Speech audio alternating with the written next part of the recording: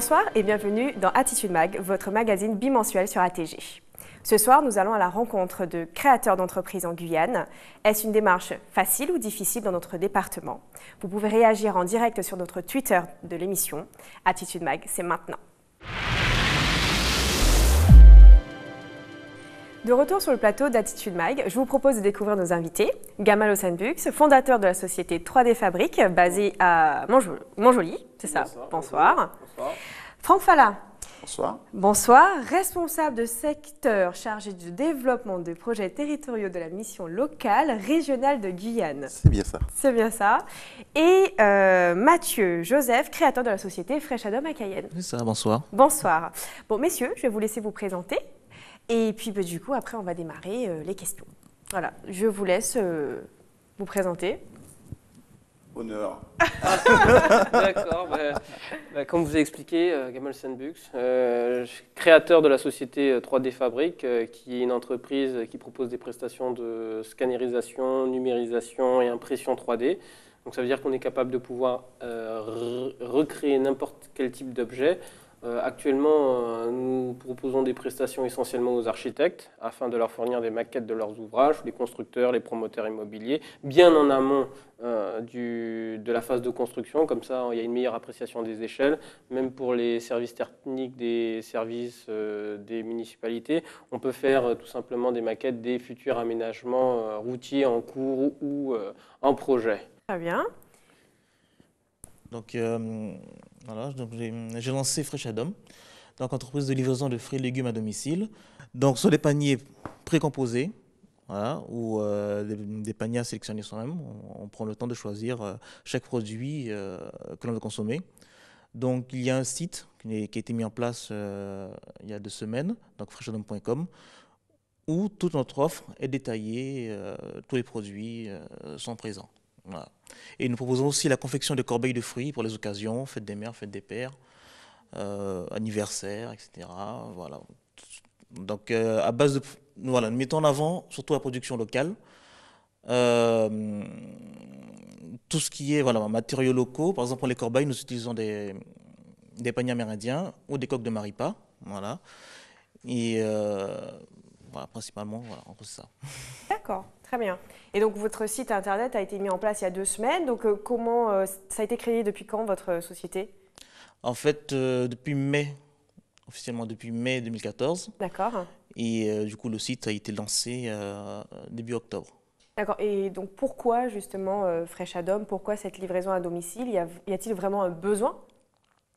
Il répond à un nouveau besoin, en fait, qui est lié aux structures du marché en Guyane et aux besoins d'un cible, voilà, de ma clientèle ciblée. Voilà, donc une clientèle active, de famille, donc voilà, les enfants, les activités, le travail. Donc il y a un besoin réel et surtout de consommer des produits frais quand même. D'accord. En plus, donc en valeur ajoutée, donc pour les familles, d'avoir une explication sur les produits de la Guyane, donc comment les consommer, comment les faire cuire et comment les utiliser de la meilleure des façons. Très bien. Donc, on va laisser M. Falla se présenter, puisque vous êtes peut-être créateur d'entreprise et je ne suis pas... J'ai été créateur d'entreprise, effectivement. Au jour d'aujourd'hui, j'ai une entreprise, effectivement, qui est là, d'accord. Mais j'ai, dans mon activité, essentielle au jour d'aujourd'hui, c'est d'être là pour accompagner des jeunes au sein de la mission locale régionale de Guyane, dans le cadre de tout ce qui concerne leurs projets professionnels et social, mais plus dans le cadre de projets d'activité, c'est-à-dire projets à la création d'activités. Donc, je m'occupe du pôle création d'activités à la mission locale régionale de Guyane. Et mon rôle, ma mission, c'est de mettre en place des programmes, des dispositifs en faveur des jeunes de 18 à 25 ans pour pouvoir leur permettre d'être accompagnés pour créer leur entreprise. Ce n'est pas toujours évident, mais je pense qu'une des choses, c'est d'être à l'écoute des jeunes qui ont envie de créer. Il y en a beaucoup qui viennent me voir parce qu'ils ont un talent, et partant de ce talent ou d'une idée, eh bien, l'essentiel pour moi, c'est de réussir à les faire concrétiser sur leur projet. Alors justement, ma première question, c'est quel est le pourcentage d'idées qui se transforment en projet chez vous? Alors, la plupart des jeunes qui arrivent en stade d'idée, il y a 3 phases. Il y a l'idée, il y a l'étape où il y a une certaine maturité, il a essayé et puis il est dans l'informel. Et puis il y a celui qui a besoin, franchement, d'un développement, mais qui est déjà vraiment dans la pratique. Ces jeunes, à la phase de l'idée, donc la première des choses, bon, ils passent par leur conseiller les oriente vers moi.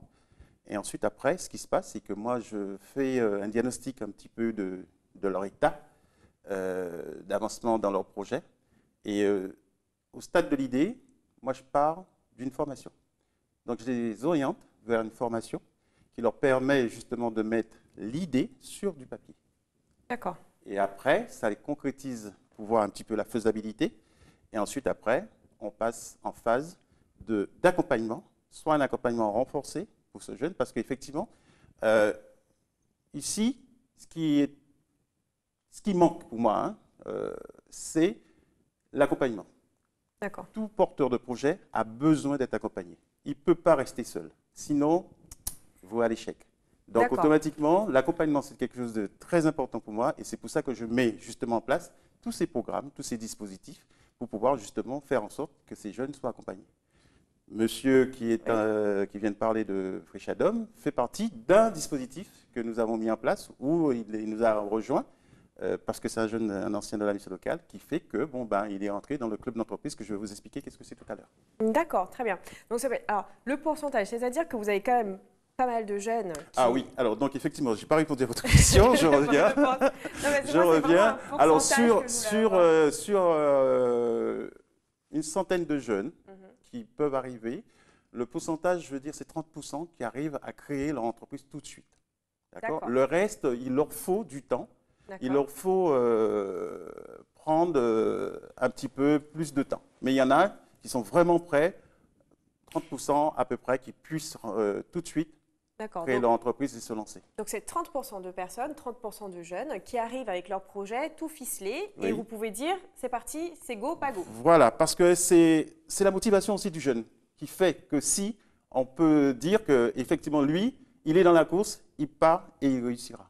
Alors justement dans ces 30%, est-ce que dans ces 30% de jeunes, ces jeunes sont déjà formés, donc c'est-à-dire qu'ils savent déjà faire tout ce qu'il faut au niveau des démarches? Est-ce qu'ils ont déjà la formation pour? Est-ce que c'est en corrélation justement avec leur formation? Donc du coup, ça va beaucoup plus vite ou pas du tout? Pas du tout. Pas du tout. Un jeune peut venir sous sa formation, ça n'a rien à voir avec ce qu'il veut faire créer comme projet. C'est loin de sa formation initiale. Parfois, il lui faut une formation complémentaire et on arrive à allier justement son développement homme-projet, d'accord, par une formation de base déjà ici pour savoir exactement est-ce que ça tire sa motivation, est-ce qu'il veut aller jusqu'au bout. Et si on sent que ce jeune, par rapport à ses besoins, il lui faut une formation complémentaire pour pouvoir justement développer encore mieux et activer sa motivation plus, donc on peut l'envoyer se former même à l'extérieur, en mobilité. Ça nous est déjà arrivé plusieurs fois pour des jeunes et jusqu'à maintenant, ils ont des projets qui sont viables et qui tiennent la route et qui sont en activité. Alors, ils sont en activité, c'est une chose, mais ils sont en activité tout le temps ou est-ce que le projet tient au moins 3 ans? Ah si. Parce qu'effectivement, dans ce que je développe, il y a quand même cet accompagnement qui reste. Le jeune, il a créé son entreprise, tant qu'il est inscrit à la mission locale, il est suivi. Il n'est pas lâché, il est encore accompagné. Et quand il le faut, on lui met un accompagnement renforcé pour justement qu'il ne soit jamais seul. D'accord. Et Gamal, vous êtes seul ou vous n'êtes pas seul? Comment vous avez fait? Parce que vous n'êtes pas passé par M. Fala, me semble-t-il, pour créer la société 3D Fabrique. Non, moi j'ai préféré, alors vous savez, peut-être que c'est vrai que je suis un peu plus fataliste que certains, et que c'est vrai que mon expérience, après je ne fais pas de mon expérience un fait courant, hein, mais c'est vrai que moi j'ai pu très rapidement observer les limites de ces organismes. C'est vrai qu'il y a un accompagnement effectivement qui est mis en place par des personnes qui sont très engagées, mais en fait, j'ai consulté un certain nombre d'organismes et j'ai vu que même si je suis quelqu'un qui a un certain niveau d'instruction, vu les formalités, la plupart du temps c'est très contraignant en matière de formalités. Il faut avoir 8 mois, 1 an, parce que je ne sais pas les délais que vous avez pour pouvoir mettre en place une structure, mais en général, si vous arrivez sur un projet d'envergure très consistant, avec énormément d'acquisitions, d'équipements innovants ou ce genre de choses, on arrive très vite à une problématique qui est le financement. Et là, à ce moment donné, comme on n'a pas de banque en Guyane, on n'a que des guichets d'encaissement, et bien vous comprenez bien que ça devient très rapidement compliqué. Tous les systèmes qu'on prétend avoir pour aider les entrepreneurs, ça veut dire le FEDER et les autres, eh bien, il faut être clair, ce ne sont pas des systèmes pour aider des entrepreneurs, ce sont des systèmes qui sont mis en place pour des personnes qui ont déjà mobilisé les moyens afin de refinancer les équipements qu'ils ont achetés. Donc en définitive, il existe, contrairement à ce qu'on dit en Guyane, très peu d'organismes qui aident réellement en termes financiers, je parle le côté pécunier, les entrepreneurs. Moi, j'ai dû passer par du crowdfunding, même pas en Guyane, aux États-Unis, une partie des fiscs en Guyane, et tout le reste, c'est mon fournisseur de l'Hexagone qui m'a fait confiance pour échelonner les paiements. Donc on comprend bien que localement, je n'ai bénéficié d'aucune aide, et jusqu'à aujourd'hui, ça reste très compliqué. J'ai pas mal d'homologues qui aussi ont envie d'entreprendre. Et je peux vous dire qu'en matière de financement, c'est grave, c'est terrible. Moi, je mets au défi quelqu'un de me dire qu'en Guyane, on peut entreprendre si on ne peut pas s'appuyer sur un réseau familial, si on ne peut pas s'appuyer sur des amis, mais s'appuyer sur les banques, c'est inopérant, c'est inefficace. Donc à partir de là, et je reviendrai juste sur quelque chose, il y a 2000 créations d'entreprises chaque année en Guyane. 80% d'entre elles fermeront avant la 3e année, et toutes sont confrontées aux deux types de problèmes. Réglementation inadaptée, parce que le fait d'avoir des réglementations inadaptées nous oblige à mettre en place des moyens qui ont un coût. Donc ça veut dire qu'on doit mettre énormément de moyens pour contraindre ces réglementations inadaptées. Et la deuxième problématique, manque de financement. Et toutes ces entreprises, aussi pertinentes, efficaces et innovantes qu'elles soient, rencontreront ces deux difficultés. Donc l'accompagnement, en effet, c'est une nécessité. Mais aujourd'hui, je pense qu'il y a vraiment nécessité de mettre en place des organismes de financement efficaces et efficients. Parce que même la BPI, je ne sais pas si vous avez eu l'occasion de traiter avec la BPI, contrairement à ce qui nous a été avancé, ce qui nous avait été promis, ce n'est pas une banque qui pourra aider les jeunes entrepreneurs à pouvoir se financer. Et aujourd'hui, c'est la problématique qu'a un jeune qui sort des quartiers et qui veut entreprendre, selon moi. Comment vous faites, vous, Monsieur Falla? Alors, effectivement, c'est vrai que, pour rebondir à ce qu'il dit, c'est vrai que les banques ici sont très frileux. Ouais. Ne suivent pas. Et effectivement, ça pose un énorme... C'est très problématique pour les porteurs de projets. Parce que lorsque vous entendez que la Guyane, c'est un département, une région qui développe énormément, il y a beaucoup de porteurs de projets qui viennent, qui arrivent sur le marché, mais malheureusement, c'est vrai que sans financement ou bien sans accompagnement financier, c'est difficile, c'est s'essouffle rapidement. Moi, je dis qu'un porteur de projet peut bénéficier justement d'un accompagnement financier, mais s'il frappe à la bonne porte. Et il ne faut pas qu'il soit non plus trop pressé. Il faut du temps. Oui. Un projet, ce n'est pas 3 mois, ce n'est pas 6 mois. Il faut que ce projet ait une maturité. Pourquoi? Parce qu'il faut savoir le présenter. Donc, il faut le maîtriser, ce projet. Et c'est vrai que un projet, pour pouvoir justement avoir un financement et travailler autour pour dire, voilà mon projet, je le maîtrise, il faut au moins 1 an. C'est vrai. L'accompagnement, il en faut. Il faut absolument. Et il faut aussi que nous ayons des organismes qui se développent de plus en plus ici en Guyane, comme vous dites.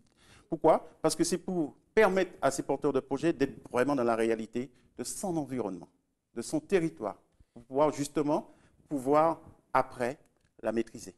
Et ça, c'est important. Mais je me permets de vous couper. Donc, effectivement, on comprend bien que c'est un gros problème, hein, le financement en Guyane. Alors, justement, je voulais voir, vous avez suivi, donc, justement, M. Mathieu. Donc, je voulais savoir quelle a été la difficulté principale, justement, pour M. Mathieu, concernant la création de son entreprise. Je vous laisser nous dire... C'est lui qui a porté le projet, c'est lui qui va nous expliquer. Alors, effectivement, la phase d'accompagnement. Et qu'est-ce qu'il trouve dans ce qu'on met en place pour les accompagner? Voilà, exactement. Qu'est-ce qu'on vous met en place? Qu'est-ce qu'on met en place pour vous accompagner? Et quelle a été la principale difficulté, justement, pour tout mettre à bien? Tout dépend de la maturité du projet, de la force du projet. Donc, moi, j'ai démarré en fait avec l'ADI. Donc la DIE, qui m'a permis en fait de structurer, déjà de rendre mon projet plus carré, on va dire. Mais c'est une phase vraiment de micro-entreprise. Donc c'est vraiment le tout petit projet qu'on veut lancer pour tester, voir ce que ça donne, tester le marché un peu quand on ne le connaît pas vraiment. Mais quand on veut passer au niveau au-dessus, voilà. Donc j'ai le conseil bien sûr de la mission locale quand j'en ai besoin. Et je travaille aussi avec les entreprendre pour perfectionner mon projet, mon activité, et vraiment aller chercher le détail qui va me permettre de développer. Voilà. Après, vraiment la difficulté que j'ai eue, bon, c'est le financier, parce que voilà, je n'ai pas eu un apport financier, on va dire, assez important, même si en nature, j'ai pu apporter le matériel nécessaire pour mon activité, le véhicule, tout ce qui est matériel informatique, mobilier, j'ai pu avoir ça. C'est vraiment au niveau financier où ça a été le plus difficile. Même si c'est vrai que c'est difficile, mais quand on veut, voilà, je te toujours dis, quand on veut, on peut. Donc, il y a toujours des moyens en cherchant, en grattant, en fouillant. Vous êtes fatigué à un moment donné. Oui, on Ça fait fatigue. combien de temps que vous attendez pour faire Fresh Adam, justement entre l'idée, vous êtes passé voir Monsieur Falla, etc., ça vous a pris combien de temps au total? 1 an et demi, là. 1 an et demi. Et donc, vous avez ouvert en mai. Ouais, c'est ça. C'est ça. Et vous n'avez pas trouvé ça un peu long quand même? Non, parce qu'on est dans son projet. On est dans son projet. Quand on est dans son projet, on est motivé, on est amoureux de son projet.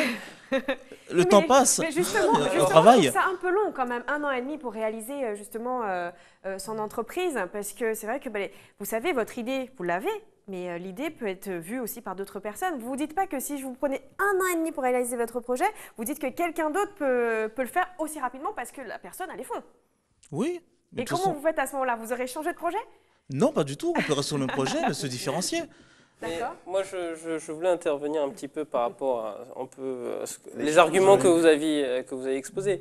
Moi, je pense aujourd'hui qu'effectivement, le temps, c'est une contrainte problématique. Contrairement à ce qu'on peut prétendre, c'est une contrainte problématique. Dans quelle mesure? Dans la mesure où la plupart des jeunes qui reviennent en Guyane, qui ont obtenu un Master 2 ou une licence, qui ont tout simplement voyagé, ils ont vu des concepts intéressants, ils veulent peut-être les ramener ici, nous faire bénéficier de ce type de concept. La plupart du temps, quand ils arrivent en Guyane, pour quelqu'un qui a un travail et qui met en place son projet, elle peut perdre son temps dans ces formalités. 6 mois, 1 an, 2 ans, combien de temps vous voulez, elle va perdre son temps. Pour une personne, et c'est là 90% des jeunes chefs d'entreprise qui créent leur activité pour sortir du chômage qui dure et perdure, eh bien là, il y a une nécessité et une vitalité que ces projets soient dans une dynamique de pouvoir être accomplis très tôt. Et c'est là où le bas il blesse, c'est que ces personnes sont très bien diplômées, ils ont des concepts intéressants, mais même si on leur demande sur 1 mois de remplir toutes les formalités administratives que vous voulez, eh ben, elles vont se heurter à la problématique de financement du FEDER. Et aujourd'hui, il y a nécessité, je pense, pour tous ces jeunes entrepreneurs qui sont très compétents, très performants, parce que je ne sais pas si vous avez vu un peu aujourd'hui, quelle est les personnes qui entreprennent en Guyane, Eh bien, lorsqu'on regarde le visage de ces acteurs socio-économiques, aujourd'hui, on voit que beaucoup ne sont pas natifs de la Guyane et que beaucoup sont originaires des Antilles ou de l'Hexagone. Et aujourd'hui, moi, j'étais dans le domaine du BTP. En 5 ans, on a vu passer les acteurs locaux passer de 60% à moins de 30% et récupérer que des pseudo-marchés. Aujourd'hui, c'est pas que nos entrepreneurs sont moins pertinents et efficaces, c'est qu'aujourd'hui, nos entrepreneurs n'ont plus les moyens d'entreprendre. Et quand ils se heurtent à des personnes qui viennent de l'Hexagone ou des Antilles, si vous êtes sur le même segment de marché, je peux vous dire qu'eux, ils dégomment le bazooka alors que nous, on est toujours à l'arc. Non, ça, c'est la réalité. Et je peux vous dire que ça pèse. Ça pèse. Alors, donc aujourd'hui, pour moi, personnellement, le problème de tout entrepreneur qui entreprend en Guyane, c'est les moyens financiers qui lui seront dévolus, c'est les moyens financiers qu'il arrivera à tout simplement rassembler pour pouvoir aller au bout de son projet. Et le temps, c'est aussi, quelque part, c'est une donnée à ne pas négliger. Parce que, comme vous disiez, Madame Lo, c'est vrai que très rapidement, si vous avez, je ne sais pas que je suis chauvin ou quoi que ce soit, mais si vous avez une personne originaire des Antilles qui se met sur le segment de marché le même que le vôtre, elle sera suivie par son banquier, elle sera suivie, et comme elle sera suivie par son banquier, elle pourra faire des financements. Lorsqu'elle aura financé ses équipements et que ces équipements arriveront, des équipements bien sûr surdimensionnés pour travailler de manière très performante, après elle va refinancer ses équipements, oui, puisqu'elle va utiliser les fonds FEDER pour refinancer ses équipements, et là on est en phase de personnes qu'on aura au moins 3 ans pour pouvoir les essouffler, alors que nous, on va s'essouffler sur 18 mois, sur 6 mois. Alors, c'est vrai que vous avez pris l'exemple d'un jeune qui a été faire des études et qui veut créer son entreprise, revenir sur le territoire pour créer son entreprise. Je pense quand même que je disais quelque chose qui était assez important, c'est son environnement, la maîtrise de son environnement. S'il il est parti faire des études, je pense quand même que s'il a un projet de retour, c'est que quand même quelque part, il a bien étudié ou bien il a fait des voyages, il a fait des déplacements pour pouvoir justement savoir exactement où il va se lancer, comment il va se lancer, dans quel territoire, son territoire à lui, qu'il maîtrise parce que, bon, ben, il connaît son pays, mais l'environnement par rapport au marché, ça doit être quelque chose qu'il doit absolument maîtriser aussi. Totalement. D'autre part, suivant le type de projet, un jeune qui a un projet de moins de 10 000, un jeune qui a un projet de 30 à 40 000, même 50 000, un jeune ou un porteur de projet, on va parler plus en type de porteur de projet, qui a un projet qui dépasse les 50 000 euros. Mais il y a des organismes, il y a des structures qui sont là, justement, pour chaque type et valeur du projet. D'accord? Monsieur Mathieu disait tout à l'heure que oui, il a été suivi par la DIE Microcrédit qui apporte des financements pour les micro-projets jusqu'à là, 10 000 euros, jusqu'à 10 000 euros. 10 000 euros, vous avez? Ou jusqu'à 10 000 euros. Jusqu'à 10 000 Quand euros. on dit jusqu'à 10 000 euros, vous avez eu 10 000 euros ou Non. vous avez... Non. Ah, d'accord. Non, Parce je que n'ai pas eu c'est 10 000 euros. trompeur quand même. C'est hein, lui, je trouve, au niveau c'est lui des qui doit organismes. définir par rapport à son projet et par rapport à la valeur qu'il va donner à son projet, quel est le montant qu'il lui faut pour financer. Donc, il peut prétendre justement par rapport à cet organisme. Il y a d'autres organismes, d'accord, d'autres structures, Tout à fait. qui peut aussi vous apporter par, bien sûr, des montages. Hein. Il y a des montages financiers qui se mettent en place pour pouvoir aller de 20, 30, 40 000 pour un porteur de projet. Mais, enfin, moi, j'aimerais savoir, est-ce qu'en Guyane, il y a réellement des projets qui ont été financés, ne serait-ce que pour un jeune entrepreneur qui a été financé 50 000, sans que lui, il apporte une part de quelque chose? Ah non, non, il faut toujours 20% quand même. Voilà, Il faut toujours, voilà. parce que c'est l'engagement du porteur de projet Non, mais face même face s'il a- à ses financeurs aussi. Même s'il emmène les 20%, même si, admettons, il a la possibilité S'il amène les 20%, il a toujours un suivi par rapport aux structures. On ne parle pas de banque. Hein. Oh, On ne d'accord. parle pas de banque. Hein. On parle des structures qui existent ici, qui peuvent apporter des financements à des taux près zéro. Il n'y en a pas Voilà, beaucoup. non, c'est des crédits. Vous parlez Voilà, de... Voilà, il n'y en a vous- pas beaucoup. Ensuite, après, s'il faut qu'on parle de tout ce qui est subvention, ça c'est autre chose. Ah d'accord, bah, Alors, voilà. Voilà. D'accord. Les subventions sur toute autre chose. Donc là, vous me dites, voilà, des organismes qui Voilà. Se substituent aux banques. En Voilà, fait, il y parce en que a c'est qui ça la vont réalité. jusqu'à. Voilà, il y en a qui. Bien sûr, puisque Se substituent aux banques, c'est ok. ça le fond du problème que nous avons Oui, ici oui, en totalement, Guyane. totalement. Et il faut qu'on travaille justement pour que les banques puissent avoir confiance, parce que si on a 2000 projets qui se mettent en place tous les années, on a des jeunes qui ont besoin de créer leur entreprise. Ces jeunes, quand ils créent leur entreprise, c'est leur emploi déjà en premier temps qu'ils créent. D'accord? Oui, Et quand je totalement. parle d'accompagnement, bien sûr, je parle aussi qu'il faut les aider à aller plus loin. Parce qu'ils créent leur emploi, partant d'une idée, partant d'un talent. Ils créent leur emploi. Cet emploi, si on est là pour les accompagner, pour les faire développer justement cette structure qu'ils ont montée, cette société qu'ils ont montée et qu'ils ont confiance dans ce qu'ils font, c'est leur emploi qui s'ouvre. Automatiquement, parce que comme vous disiez tout à l'heure, au bout de 3 ans, si on les accompagne, ils peuvent aller plus loin. Si on les accompagne correctement et bien comme il faut, ils peuvent développer de l'emploi. Ça veut dire qu'ils peuvent créer de l'emploi, de la richesse. D'accord? Et ça, c'est important. Et par l'accompagnement, s'il n'y a pas, ce n'est pas possible. Moi, je prends comme exemple, j'ai 2 porteurs de projets. Au jour d'aujourd'hui, eh bien, ça fait 2 ans qu'ils sont lancés. Eh bien, il y en a un qui m'a déjà créé 5 emplois. Et il y en a un autre qui m'a créé 3 emplois au bout de 2 ans. Moi, je dis que c'est l'accompagnement. S'il n'y a pas d'accompagnement, eh bien, ça ne peut pas marcher. Et pourquoi que je parle beaucoup de l'accompagnement? C'est parce que tous ces porteurs de projets, quand ils sont dans un réseau, quand ils savent qu'ils ne sont pas seuls, eh bien, à ce moment-là, ça leur permet justement de rester motivés. Et puis, ils se retrouvent, on parle, on discute. Ça, c'est le club d'entreprise que j'ai mis en place pour justement leur permettre de se retrouver une fois par mois, tous les jeudis, d'accord, dans un lieu bien défini, où on se retrouve, sous des thématiques bien définies aussi, sous des problématiques. Ah tiens, je trouve un problème là-dessus. Ah tiens, je trouve un problème là-dessus. On traite de tout. Donc effectivement, c'est le réseau en fait. C'est le réseau. Donc vous parlez d'effectivement, il faut connaître un peu tout le monde. Voilà. Il faut Il justement faut s'ouvrir, il faut s'ouvrir, il etc. faut, Donc le réseau est important. Voilà, il Le faut financement est partager. Il faut Et tout à partager. fait. Non, mais je suis tout à fait d'accord avec vous. Donc ça veut dire que aussi, on peut se dire que si on ne connaît pas les bonnes personnes en Guyane, on n'avance pas très vite. Alors, de toute façon, ce qu'il faut, c'est, lorsqu'on est chef d'entreprise, en général, et heureusement, on a beaucoup de contacts par nos clients, Tout à fait. par notre activité, d'accord? Et ça, c'est important de créer son réseau, son propre réseau. Ça peut partir d'un tissage familial, de bouche à oreille, etc., de ce que vous faites. Et ça peut vous ramener après dans un réseau où vous allez vous retrouver un acteur. Et c'est important d'être acteur. Ah, tout à fait. D'accord? Parce que vous maîtrisez ce que vous faites et vous vendez ce que vous avez. Et Monsieur Mathieu, justement, par rapport au club des entreprises, est-ce que ça a été vos premiers clients ou pas? Est-ce que ça vous a aidé à justement avoir vos premiers clients? Parce que moi, je parle de réseau, donc Oui. c'est réseau pour votre clientèle, c'est réseau aussi pour développer votre entreprise, c'est tout. Non, ce que j'ai vraiment recherché en fait dans le réseau, dans le club entreprise, c'est vraiment, comme je disais, l'accompagnement sur les thématiques et éviter l'isolement de l'entrepreneur. D'accord. Voilà. Vous avez besoin justement de motivation des autres ou pas du tout? Non, C'était pas de pour- motivation des autres, c'est vraiment d'aborder des thèmes en fait, auxquels on ne pense pas. Parce que D'accord. même si on est entrepreneur, malheureusement, on ne pense pas à tout. On ne sait pas tout. Et voilà, il y a des thèmes qui sont abordés avec des professionnels qui sont des experts de la thématique qui viennent et qui approfondissent les questions qu'on a. Et l'échange entre chaque entrepreneur enrichit notre expérience.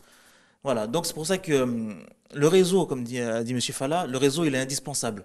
Le financement, il est vital, sinon on n'y arrive pas. Mais le réseau vraiment est ce qui permet à l'entrepreneur de continuer à vivre. Voilà, parce que même si on peut avoir du financement, on peut avancer, si on est, à un moment donné, on se retrouve bloqué, même personnellement en fait, parce que le réseau dépasse parfois le cadre professionnel, il rentre dans le cadre personnel de l'entrepreneur et oui, ça permet de débloquer des situations, voilà. Et par le réseau, effectivement, comme il explique au niveau du club, il y a un moment où on échange nos cartes de visite. Chacun, Évidemment. voilà, je fais ci, je fais ça. Et puis, Évidemment. ça permet justement, parce que moi, ça m'est déjà arrivé, de commander chez lui. Je trouve Oui. que c'est le but quand même. Voilà. Je trouve que c'est le but de se Voilà, connaître et de se dire, commander bon, bah, chez voilà. lui. Hop, Donc, vous voyez tiens. qu'automatiquement, il y a une clientèle par le réseau qui se met en place et puis on pense tout de suite à lui. On pense, bah tiens, ben, un petit cadeau, pourquoi pas, offrir un petit panier de fruits, ça fait plaisir. Et je D'accord. peux vous dire que bon, ben, la livraison, elle est gratuite. Oui. Et donc, juste une dernière question. Pensez-vous quel est le facteur le plus important pour réussir un projet? Quel est le facteur? Alors moi, je répéterai encore une fois et toujours le financement, parce que c'est vraiment c'est la condition sine qua non. Comme, quand on regarde encore une fois pourquoi la plupart des entreprises guyanaises sont en faillite ou pourquoi la plupart des entreprises Beaucoup, n'arrivent pas tout simplement. Je prends l'exemple très simple d'un artisan qui a du talent, qui a un bon plombier, qui a travaillé en tant qu'ouvrier et qui se dit bon bah maintenant moi j'ai travaillé pour un patron et j'ai envie de lancer ma boîte parce que je vois que je peux être beaucoup plus efficace, je vois que je peux récupérer des marchés. Mais très rapidement, vu le système de financement qui existe lorsque vous récupérez un marché, eh bien on va vous demander d'avancer toutes les matières premières, les fournitures. Donc vous allez chez le fournisseur, vous récupérez 3-4 000 voire 10 000 euros. Un petit chantier, c'est 10 000 euros que vous allez mettre en place en matière de fourniture. Lorsque vous avez un raté sur un paiement, sur un appel de fonds, c'est bon, vous fermez la baraque et c'est fini. Et c'est pour ça qu'aujourd'hui, pour moi, il faut que les gens comprennent qu'en Guyane, un entrepreneur guyanais qui a un projet très pertinent, pour 500 euros, parce qu'on a rejeté un chèque de 500 euros, sa banque lui a rejeté un chèque de 500 euros, il ferme parce qu'il devient interdit bancaire, il n'a pas pu payer le premier salarié, on l'envoie au prud'homme, et pour 500, il rentre dans un engrenage qui fait que pour 500 euros, il ferme. Donc aujourd'hui, pour moi, ce qui est vital, c'est le financement. Et c'est pour ça que c'est beaucoup plus difficile d'entreprendre en Guyane. C'est pour ça que très peu, déjà, c'est compliqué. Je ne vais pas dire, naturellement, en tant que Français, on a une culture qui fait qu'on n'est pas très tourné vers le monde de l'entreprise. Sociologiquement, ça se démontre qu'on n'est pas tourné, comme certains anglo-saxons, vers le monde de l'entreprise. De trouver des jeunes qui veulent entreprendre, c'est difficile, mais quand ils ont autant d'obstacles, l'obstacle du financement, l'administratif, les formalités administratives, et il faut savoir qu'en Guyane, on n'a pas de pépinière d'entreprise. Ça veut dire qu'on n'a pas de grands locaux comme dans l'Hexagone, où... en Guyane, où on peut récupérer un petit comptoir. Non, je sais qu'il y a une pépinière d'entreprise, mais elle ne remplit pas toutes les missions comme dans l'Hexagone. J'entends avec le comptoir. Avec l'Agence régionale de développement innovation qui est là, qui est Oh, non, Guyane Technopole, c'est ça, à côté de l'université. Voilà, c'est ça. Oui, oui, je sais, mais vous avez vu les contraintes encore pour y prétendre. Même moi qui suis dans l'innovation, Ils viennent de lancer, voilà, ça fait 6 mois, voilà, laissez-leur le temps encore pour pouvoir. C'est de la bonne volonté. Vous allez trop vite, monsieur Sandbux. Non, mais le problème, c'est que quand C'est de la bonne on est volonté. dans un monde aujourd'hui où tout va très vite. Ouais. Il y en a d'autres qui sont en projet, hein, des Oui, pépinières. je sais. Donc, celle-là, j'en avais entendu parler, mais j'entends vraiment, c'est la première pépinière d'entreprise. Encore une fois, je répète, 2000 créations d'entreprises depuis à peu près, ça fait 10 ans qu'on est sur ce rythme-là. Donc, ce n'est pas d'aujourd'hui que les entrepreneurs ont besoin d'avoir ne serait-ce qu'un coin de bureau pour pouvoir ou sinon mutualiser les moyens sur une secrétaire, sur un fax ou autre chose. Faut laisser le Non, temps. mais il y a autre chose qui se développe et que moi je suis pour, c'est mutualiser, c'est que les chefs d'entreprise se regroupent pour mutualiser les coûts aussi. Ben oui, totalement. Au sein des pépinières d'entreprise. C'est voilà, pour ça que même à l'extérieur des pépinières d'entreprise. Ça veut dire que, moi je vous donne un exemple bien simple. On est dans un réseau, on se retrouve, on fait à peu près tous pareil. Ou bien pas tous les mêmes activités, mais 2-3 activités qui se ressemblent. Ils sont similaires, ouais. Sont similaires. Bon, je prends un plombier, un électricien, un autre aussi qui sont dans le bâtiment BTP. Ils peuvent se regrouper pour pouvoir justement avoir une secrétaire, d'accord, qui travaille pour tout le monde, partager les locaux, puisqu'ils n'ont pas besoin tous d'être là aux mêmes horaires, et puis etc., etc. Mais pour revenir un petit peu à ce que vous disiez tout à l'heure, 2000 entreprises, on doit en prendre conscience. Ceux qui nous gouvernent aussi doivent en prendre conscience. Ça veut dire que ici en Guyane, nous avons une force de l'entrepreneuriat par nos jeunes. Il ne faut pas oublier que plus de la moitié de la population a moins de 25 ans. Ça veut dire que si les jeunes sont partis pour créer, la Guyane est tout à faire.